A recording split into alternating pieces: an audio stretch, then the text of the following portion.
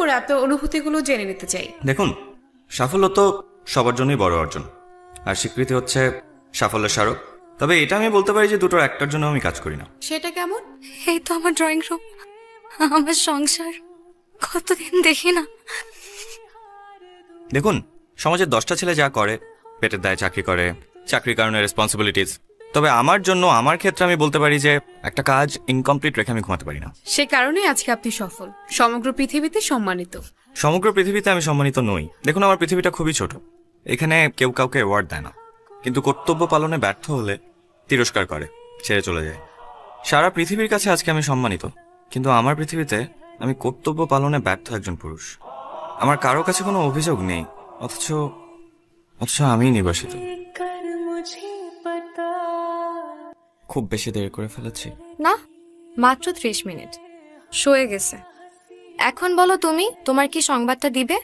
চাকরিটা আমি পেয়ে গেছি, সোমা শুনছো? সত্যি? বেতন কেমন দেবে গো?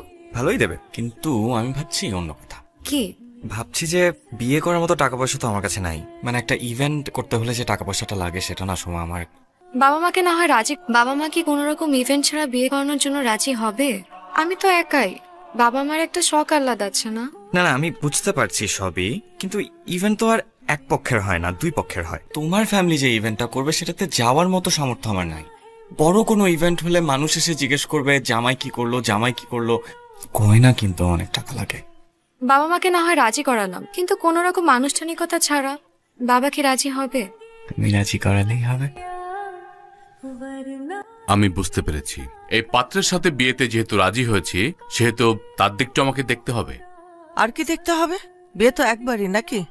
এই, তোর এই ছেলেকে বিয়ে করতে কেন হবে শুনি? এই ছেলেগুলির মন সবসময় ছোট থাকে, অভাবের মধ্যে বড় হয়। বিয়ের পর দিন উঠেই দেখবি যে সংসার করার জন্য শুধু তুই বিয়ে করেছিস। একটা এস্টাবলিশ ছেলে বিয়ে করলে সারা দুনিয়াটা তোকে ঘুরে দেখাতো, আর এখন সকালে উঠে জামাইয়ের চেহারা দেখো, দেখে সারাটা জীবন সংসারে ঘানি টানো। বাদ দাও না, তোমার মেয়ে বড় হয়েছে, সে যেটা ভালো মনে করেছে সেটা করেছে। বিয়েটা আমার বাড়িতেই হবে, ছেলের গুরুত্বপূর্ণ আত্মীয় স্বজনরা এসে বউকে নিয়ে যাবে, আর আমি বিয়ের জন্য যে বাজেট করেছিলাম সে বাজেট ব্যাংকে জমা রাখা হবে, পরবর্তীতে তাদের সংসারে কাজে লাগবে। চলি আমি।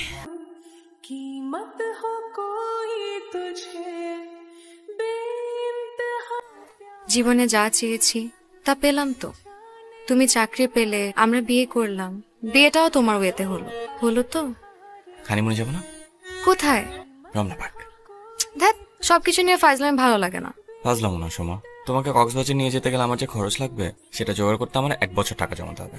এই শোনো, আমাদের বিয়ের সময় মামা যে ব্যাংককের টিকিট দিয়েছিল না, যাবে? যাওয়া আসা হলো তো হলো না, খরচ আছে না। 1 বছরের মধ্যে আমি কিছু করতে পারছি না। আচ্ছা, তুমি যেটা বলবে সেটাই। কিন্তু বেগম, জীবন তো মাত্র শুরু। সবাই ভাবে বিয়ে শাদী করে ফেললেই সব হিসাব নিকাশ চুকে গেল, কিন্তু এটা যুদ্ধের দরজা, আমরা যুদ্ধে প্রবেশ করছি মাত্র। তুমি ভয় দেখাচ্ছ নাকি? আমরা সব যুদ্ধ ঠিক এইভাবে পার করে নিই, তুমি দেখে নিও। তাহলে তো বলতে হয় আপনার স্ত্রী যথেষ্টই সাপোর্টিভ। নিশ্চয়ই, ওকে অনেক ত্যাগ স্বীকার করতে হয়েছে। আর মজার ব্যাপার হচ্ছে যে শুধু আমার স্ত্রী না, আমার প্রতি সবাই সাপোর্টিভ ছিল। আমার অফিসের কলিগরাও খুব সাপোর্টিভ ছিল। ডেফিনেটলি। আসসালামু আলাইকুম স্যার। এই বরিশাল, কুমিল্লা, ফরিদপুর, ঢাকায় আর টুমপারে আমার রুমে পাঠাও। স্যার, ঢাকা আর ফরিদপুর তো 2 জন, কাকে পাঠাবো? এতদিন চাকরি করো, আমি কারে ডাকি সেটা বোঝো না? ফরিদপুরের ছোট জন, ঢাকার বড় জন, পাঠাও। আমি এখনই ডেকে পাঠাচ্ছি স্যার। আজও এক লোক, যার বাড়ি যেখানে তাকে সেই জায়গার নামেই ডাকে। আমার কি আর মনে থাকে কার বাড়ি কোথায়? স্যার আসসালামু আলাইকুম। বসো।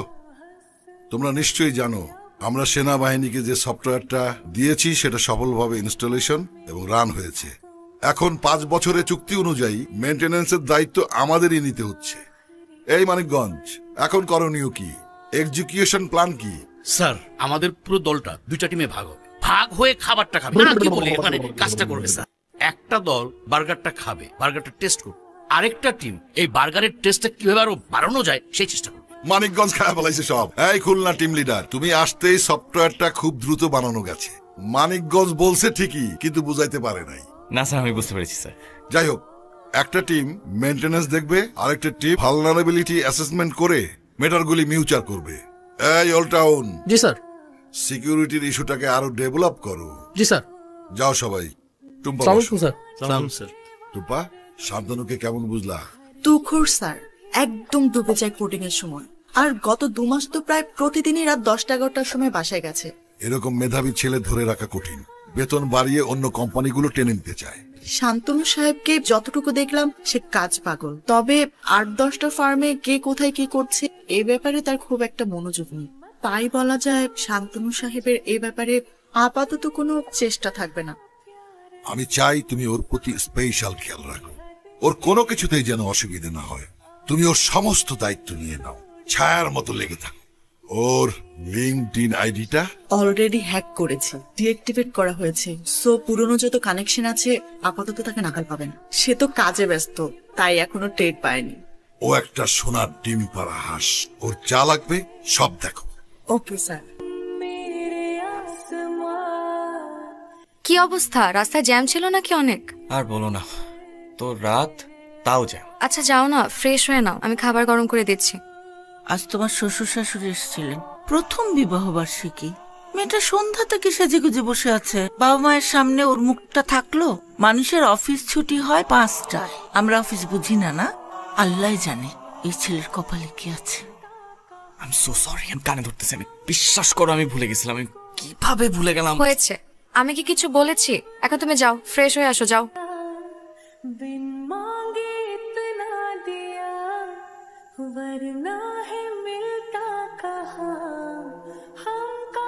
যান, বাসে যান। আর শোনেন, অ্যাডমিন প্যানেল থেকে ক্লায়েন্ট যাদেরকে ডিলিট করতে বলছে ওটা ডিলিট করবেন এবং নতুন অ্যাডমিন অ্যাড করবেন। ওকে বস। ঘিটা বেশি হয়ে গেছে না? আমি ভালোর জন্যই ক্লায়েন্টকে লিফ অফার করবো। এটা মোটেও ইউজার ফ্রেন্ডলি হয় নাই। একই কাজ 2বার করতে হবে এখন। আমি রাতে এনক্রিপ্ট করে রাখতেছি, আপনি কালকে এসে ফুল ডেটা ফিফো করবেন। কোনো টেনশন করবেন না স্যার, এটা হয়ে যাবে। আমার বিফ বার্গারের কসম। চলেন।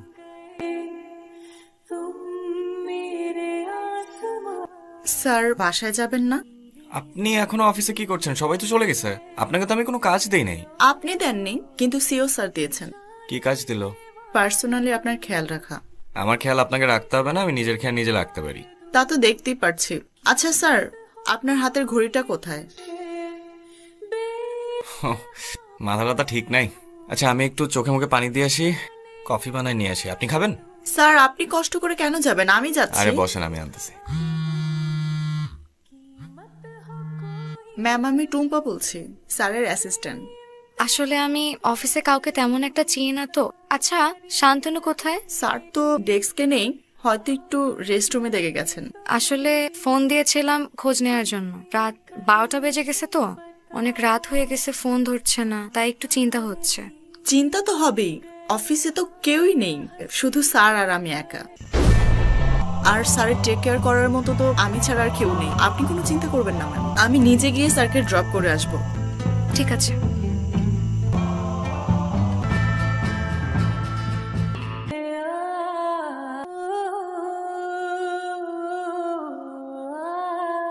কি ব্যাপার, তুমি অফিসে? কোনো সমস্যা? সমস্যা না, তোমার সাথে একটু আলাপ ছিল। তো সেটা বাসায় বলতে পারতে না? আমাকে সুযোগ দিচ্ছ তুমি? প্রতিদিন গভীর রাতে ক্লান্ত হয়ে বাসায় ফেরো, সকাল 8টার মধ্যে বের হয়ে যাও। আমি সুযোগটা কোথায় পাচ্ছি একটু বলবে? আচ্ছা বাবা, আই এম সরি। স্যার আপনার ফোনটা কি আমার কাছেই রাখবো নাকি আপনাকে দেবো? আমার ফোন আপনার কাছে কেন? ও মা, আমার কাছে থাকবে না তো কার কাছে থাকবে? ম্যাম আর বলবেন না, কাজে যদি একবার মনোযোগী হয় পৃথিবীর সব কিছু মাথা থেকে চলে যায়। আল্লাহ, তাই নাকি? হ্যাঁ, সবকিছু তো আমাকেই খেয়াল রাখতে হয়। তাই এত চাপে থাকে সে? আর স্যার আজকে লাঞ্চে মেবি মাছ থাকবে, আপনি কি মাছের কাটা বেছে খেতে পারবেন নাকি আমি? না না না না না, আমি লাঞ্চ করে নিব, আপনি প্লিজ যান। ঠিক আছে। আচ্ছা ওনার এক্স্যাক্টলি কাজটা কি এখানে? ও ছিল কোডিং সেকশনে, স্যার বললো যে আমার টেক কেয়ার করতে আর কি। আচ্ছা যাই হোক, বাতা কি বলতে আসছিল বলো। কিছু না, সেদিন তোমাকে ফোন করেছিলাম, সেই ধরেছিল। বললো অফিসে নাকি তুমি আর সে ছাড়া কেউ নাই। আসলে এমন হয় না মানে? আচ্ছা আমি এখন আসি। কি জানি বলবে। এখন আর মুড নাই, বাসায় আসো তারপর কথা বলি।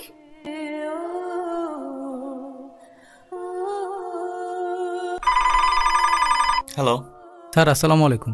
স্যার আপনার বাসা থেকে ফোন করেছিল, আপনি সম্ভবত ফোনটা রিসিভ করছেন না। জি, আপনি একটু জরুরি ভিত্তিতে বাসায় কথা বলুন। আচ্ছা ঠিক আছে, আমি ফোন দিচ্ছি। জি, আসসালামু আলাইকুম। হ্যালো মামা, ছোট মামা অবস্থা তো খুবই ক্রিটিক্যাল, স্ট্রোক করেছেন, আইসিইউতে আছেন। আমি মাকে নিয়ে যাচ্ছি, খুব কান্নাকাটি করছেন। আচ্ছা তুমি মাকে নিয়ে যাও, আমি আসছি। আচ্ছা তুমি কি মানে ঠিকঠাক যেতে পারবে তো? আমি এদিকটা সামলে নিব, তুমি টেনশন করো না। আচ্ছা ঠিক আছে, আমি দেখছি কি করা যায়। স্যার ক্লায়েন্টও চলে আসছে। ক্লায়েন্ট মানে কোন ক্লায়েন্ট? ওই যে এসএনএম গ্রুপ, আজকে না আমাদের পাইলট প্রজেক্ট দেখানোর কথা। ভুলেই গেছিলাম। স্যার আপনি কোথায় যাচ্ছিলেন? বাদ দেন, আগে কাস্টমার বিদায় করি। আমার বাবা মারা যায় আমি যখন ক্লাস 5-এ পড়ি। আমার মামা উনি এসে আমাদের মাথার উপর ছায়া হিসেবে দাঁড়ায়। প্রথমে টিউশনি করে, পরে চাকরি করে আমাদের সংসার চালাতো। আমি ছোট ছিলাম বলে মা বিয়েও করেন দেরিতে। গার্ডিয়ান হিসেবে না থাকলে আমার নষ্ট হয়ে যাওয়ার অনেক চান্স ছিল।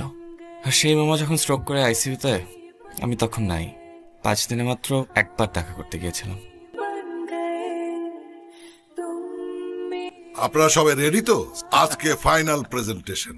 কাজটা পেলে কি হবে না আমি ঠিক আপনাদের বোঝাতে পারবো না। শান্তনু, 11 কোটি টাকার কাজ, পুরোটাই আপনার উপরে। আপনি আমার সব ভরসা। স্যার শান্তনু স্যার প্রজেক্টটা একদম এক হাতে দেখছেন।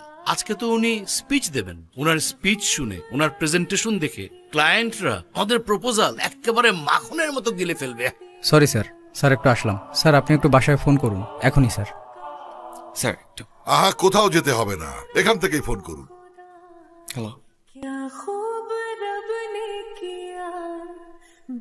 স্যার, আমার মামা মারা গেছে।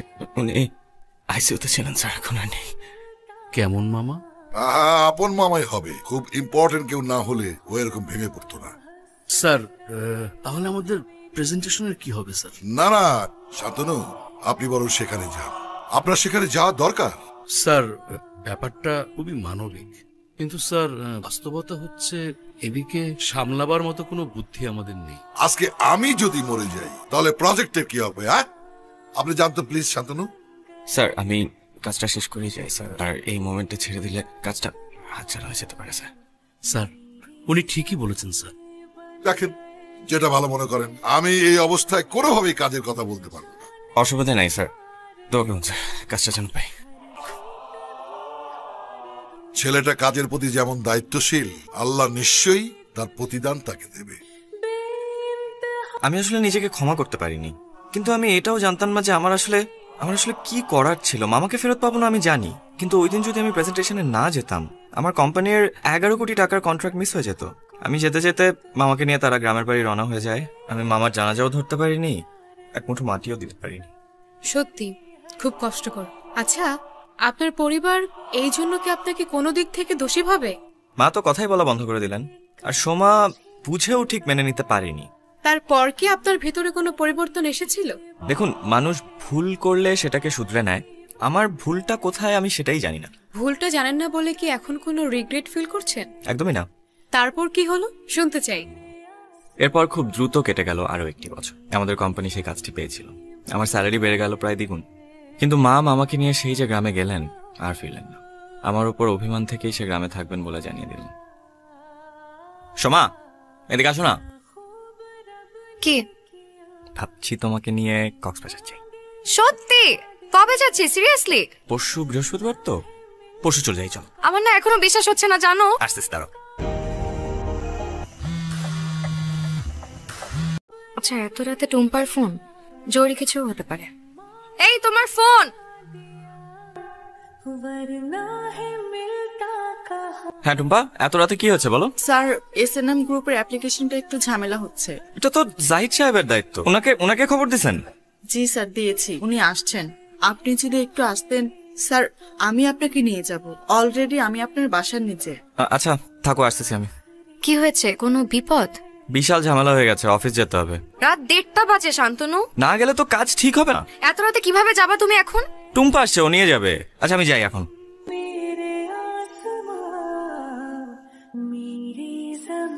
আরে শান্তনু বাবু, প্লিজ বসুন। আমরা গত মাসে নেদারল্যান্ডের একটা কাজ করেছিলাম না, সেখানে আপনার যাওয়া লাগবে। ওরা ইনভাইট করেছে। স্যার কবে যেতে হবে? সোমবারে আপনার ফ্লাইট। টুম্পা আপনার সঙ্গে যাবে। 1 মাস ওখানে থাকা লাগবে। তারপরে বিশাল কিছু আসবে। আপনি তো জানেন না, আমি জানি, তাই আমি এক্সাইটেড। স্যার আসলে বিয়ের পরে বউকে নিয়ে কোথাও যাইনি তো কখনো। আজ রাতে কক্সবাজার যাচ্ছি, 7 দিনের অ্যানুয়াল লিভ। বউকে ধৈর্য ধরতে বলুন। আরে কক্সবাজার তো বাড়ির কাছে। আল্লাহ চাইলে বউকে নিয়ে সারা পৃথিবী ঘুরতে পারবেন। জি স্যার। সোমা, আমি জানি তুমি খুব আপসেট, এই 2 বছরের ম্যারিড লাইফে আমি তোমাকে কিছু দিতে পারিনি। এই প্রথমবার। কবে যাচ্ছ? এই তো শুক্রবার। কয়দিন থাকবে? প্রায় 1 মাসের মতো। আর কেউ যাচ্ছে না? যাচ্ছে টুম্পা। আমি আর সোমা একই দিন সংসারের পিছুটান ভুলে ঘর থেকে বেরিয়েছি। আমি বেরিয়েছিলাম আমাদের সংসারের সুন্দর ভবিষ্যতের আশায়, আর সোমা বেরিয়েছিল সংসারের অন্ধকার ভবিষ্যৎ কল্পনা করে। আমি রওনা হওয়ার পরপরই সোমা আমার সাথে যোগাযোগ বন্ধ করে দেয়। ট্যুরটা একদম মাটি হয়ে যায় যখন আমি জানতে পারি যে সোমা আমার সাথে আর সংসার করতে চায় না। আমি যখন কর্মক্ষেত্রে পুরো বিশ্ব জয় করে দেশে ফিরলাম, আমাকে ওয়েলকাম জানাতে অপেক্ষা করছিল ডিভোর্স লেটার। নোটিশটা 10 দিন আগের, সই করিনি এখন। আমি সই না করলেই বাকি সময় আছে 90 দিন। নেক্সট মান্থে আমাকে আবার অ্যাওয়ার্ডটা নিতে লন্ডন যেতে হবে। রাগ করে মাও চলে গেল, তার সাথে স্ত্রীও। তো নিজের বাড়িতে নিজেকে তো এখন নির্বাসিতই লাগছে। আচ্ছা, সেই টুম্পা মেয়েটা আসলে? আপনি কি মিন করছেন আমি বুঝতে পারছি। টুম্পা আমাকে খুব রেসপেক্ট করতো, আর সহকর্মী নারী হবে বলেই এরকম চিন্তা কেন মাথায় আসবে? আমি আপনার পয়েন্টটা বুঝতে পেরেছি। শান্তনু ভাই, এতক্ষণ যা শুনলাম তাতে তো মনে হচ্ছে সময় একটু বেশিই ভুল করে ফেলেছে। দেশ জুড়ে আপনাকে নিয়ে যেভাবে আলোচনা চলছে, এতে করে আপনার উপর ওর ধারণা চেঞ্জ হতে একদম বাধ্য। তোমার বন্ধুর মেজর সমস্যাটা কাকে নিয়ে জানো? ওই টুম্পাকে নিয়ে। আমি ওর ভুলটা ভাঙাইনি, কারণ আজকে টুম্পা, কালকে রুম্পা, তারপর শম্পা। বউয়ের কাছে কয়জনেরটা ভাঙো বলো? শান্তনু ভাই, আমার মনে হয় সোমা ধীরে হলেও ব্যাপারটা বুঝে যাবে। আসি।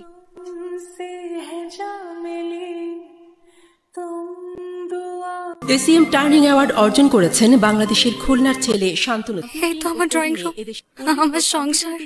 কতদিন দেখি না। ও সংশ্লিষ্ট জানিয়েছেন শান্তনুর লেখা। এখন তো তুমি অনেক বড় লোক, এবার দেশে ফিরে একটা গাড়ি কিনবা। নিচে আমার সিএনজি দাঁড়িয়ে আছে, যাও ভাড়াটা দিয়ে আসো। মা আসছে কিন্তু রাতে ট্রেনে। কি অবস্থা করে রেখেছো ঘরের? এই বুয়া আসে না? বুয়ার নাম্বার তো আমার কাছে নাই, তুমি কি আমাকে নাম্বার দিয়ে গেছো? আশ্চর্য, নিজের রুমটা তো অন্তত ঝাড়ু দিতে পারতে। দাঁড়িয়ে আছো কেন? যাও না, ভাড়া দিবে না? সিএনজি দাঁড়িয়ে আছে তো নিচে। তুমি কি ব্যাগ সিএনজিতে রেখে আসছো? সর্বনাশ, সিএনজিওয়ালা ভাড়ার জন্য অপেক্ষা করছে না। আমি কিছু আনিনি। এনে কি হতো? সব তো পুরনো। $1 মিলিয়ন পেয়েছো না, সব কিনে দিবা।